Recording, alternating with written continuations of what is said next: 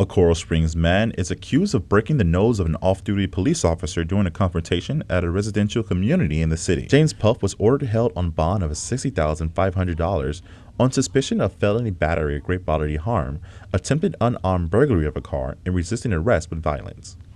Apparently, the alleged defendant, or the defendant in this case, confronted Mr.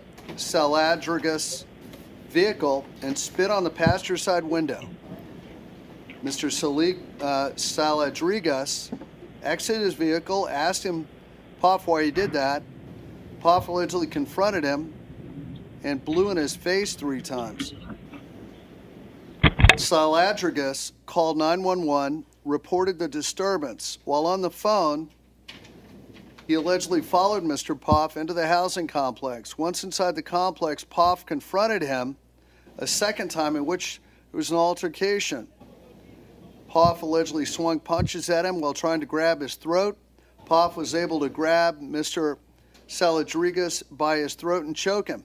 It turns out that Saladrigas is an officer with Sunny Isles Beach Police Department in Miami-Dade County. He told Mr. Puff that he was a police officer several times.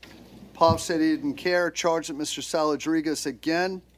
During the exchange, Puff punched and kneed Saladrigas several times in his midsection, punched him in the face, breaking Saladrigas' nose.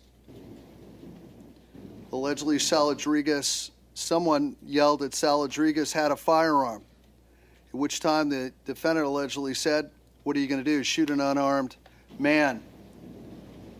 At that point, this alleged defendant chased Mr. Saladrigas into the witness's home and tried to get a hold of the door.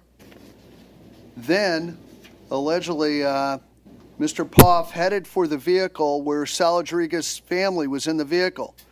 The wife and 2-year-old daughter were locked inside the vehicle. Puff approached the door and tried to gain entry by pulling on the door handle. Puff had a bloody face and smiled as he tried to get into the vehicle with the family in the vehicle. When the police got there, they ordered Puff to the ground. He refused to get on the ground, clenched his fist, refused to comply. He ultimately was handcuffed and taken into custody. So, very concerning setup.